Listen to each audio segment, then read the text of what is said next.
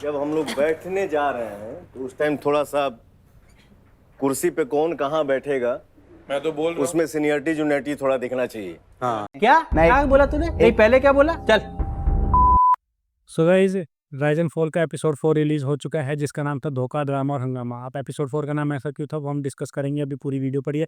पहले मैं बात करना चाहूँगा एपिसोड 3 के। तो हमारे जो रूलर्स थे वो बार बार वर्कर्स को कल कहते हैं कि थोड़ी सी तो स्पोर्ट्समैनशिप दिखाओ। किसको दिखाए स्पोर्ट्समैनशिप? जिसके पास गेम ऑफ स्पिरिट ही नहीं है। आपको पता है कि भाई टास्क थोड़ा हार्ड है, थोड़ा क्या बहुत ज़्यादा हार्ड है, तो आपने उसको इम्पॉसिबल बना दिया।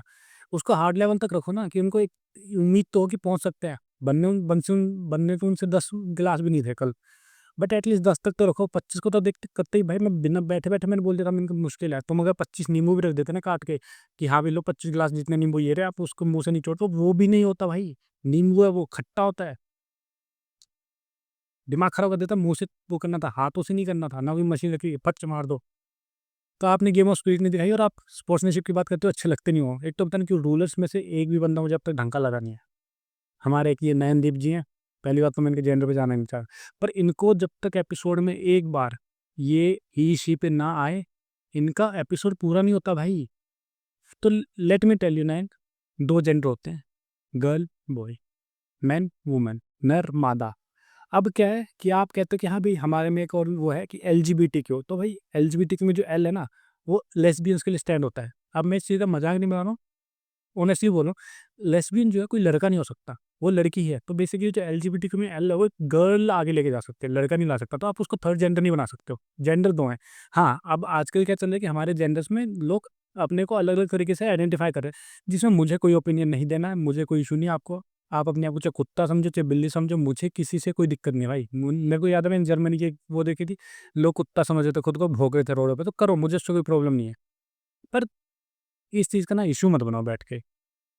हमारे यहाँ पे अब तक कास्ट इंटर मैरिज अलाउड नहीं की है सोसाइटी ने, और आप एक्सपेक्ट कर रहे हो कि 5 साल के अंदर हमारे सारे ये मान जाए। आई नो चीज़ें हमारे यहाँ पे थोड़ी स्लोली एक्सेप्ट करते हैं लोग, बट दैट डजंट मीन कि आप उसका इशू बना के रखोगे।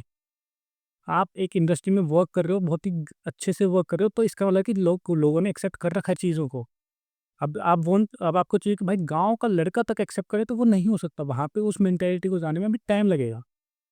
गांव में भी इंटरकास्ट अलाउड नहीं है। उस चीज़ों पे इतनी बहस चल रही है, सरकार इतना ट्राई कर रही है, लोग इतना ट्राई कर रहे हैं कि भाई ये चीज़ें खत्म हो। और आप लोगों को भी ये चाहिए कि LGBT को एक्सेप्ट करो। मैं ये नहीं कह रहा कि चीज़ गलत है, बट टाइम लगता है चीज़ों में। स्लोली इंस्टेंटली हम जा रहे हो शायद, तो वो हो जाएगा। उसी के साथ फिर हमारा आरुष भाई हैं, जो बैठ के उससे डिस्कस कर रहे होते हैं अनायास से कि हाँ भाई, आप जब तक आई मीन ट्रांस नहीं हुई थी लड़के से लड़की में, तो उससे पहले आप लड़की को देख के टर्न ऑन होते नहीं होते थे। क्या क्वेश्चन था भाई आरुष ये? क्यों दिखा रहा है दिल्ली वाले की? दिल्ली वाले ऐसे नहीं है। फर्स्ट ऑफ ऑल मैं बता दूं व्यूअर्स को, दिल्ली वाले ऐसे क्वेश्चन नहीं करते। बीइंग अ दिल्ली आई, मैं डिसअप्रूव करता हूँ ये क्वेश्चन। नहीं है हमारा, मेरा कोई मूड नहीं था जानने का कि हाँ उससे पहले उसको, अनाया बांगर को ये चीज़ें एक्चुअली में टर्न ऑन करती थी नहीं करती थी। वो उसकी प्रेफरेंस है, जो चीज़ें उसे टर्न ऑन करती थी वेल एंड गुड, वो अपनी तक रहे, बहुत अच्छी बात है।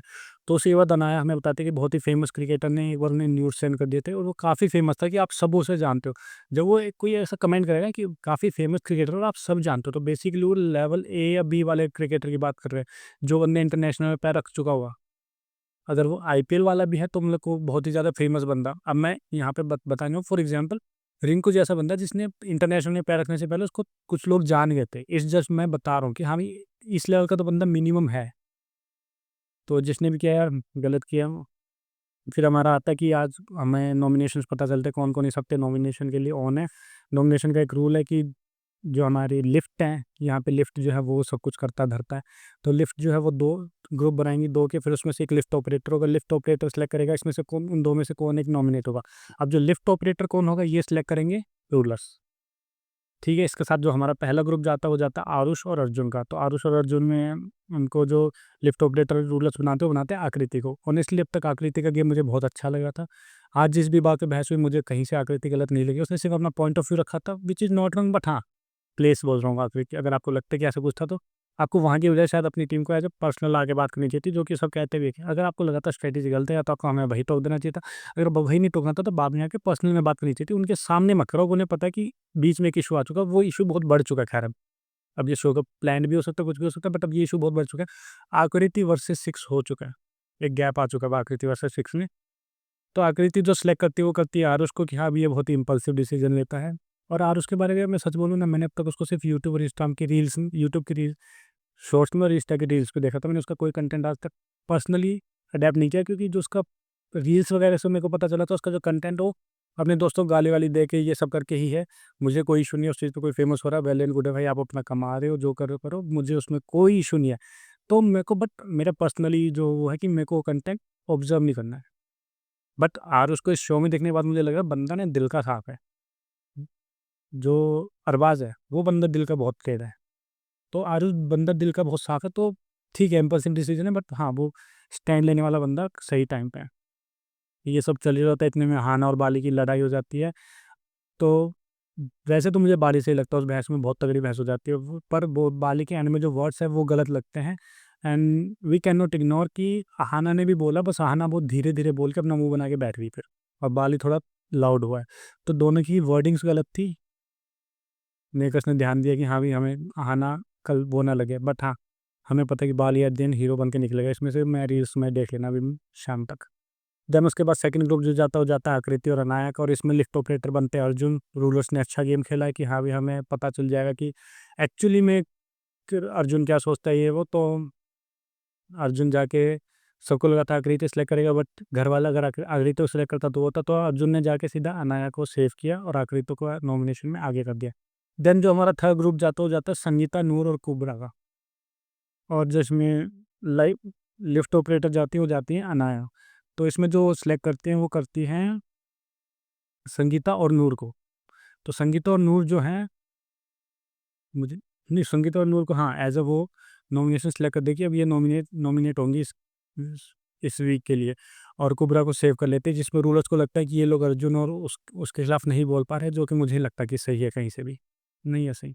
आप लोगों को बस कुछ बोलना है। अर्जुन के टाइम पे मैं ठीक हो सकता हूँ, पर कुबरा के टाइम पे तो नहीं। मुझे नहीं लगता कि अनाया ने इसलिए बोला कि कुबरा उसके सीनियर है। तो आज के एपिसोड में इतना था। हमारे जो नॉमिनीज है वो हैं आरुष, आकृति, संगीता और नूर। ऑनेस्टली इसमें से मुझे जो सबसे ज़्यादा खतरा लग रहा है वो जो लग रहा है कि अभी भाई नूर जाएगी, नूर नहीं सॉरी संगीता जाएगी। संगीता को ये लोग बाहर करके मानेंगे। एंड फिर इसके साथ कल का प्रोमो आता है जिसमें कि 3 टिकट्स रखी होती है, 3 टिकट्स को आप खरीद सकते हो, और जो रूलर खरीदेगा वो इस हफ्ते फॉल नहीं करेगा, क्योंकि जब संगीता जाएगी तो एक बंदा नीचे भी आएगा। तो उसको खरीदने के लिए ये लोग अपने गोल्डन बैग लेके आते हैं। अब देखने में जाएगा। तो मिलते हैं कल की वीडियो में। बाय।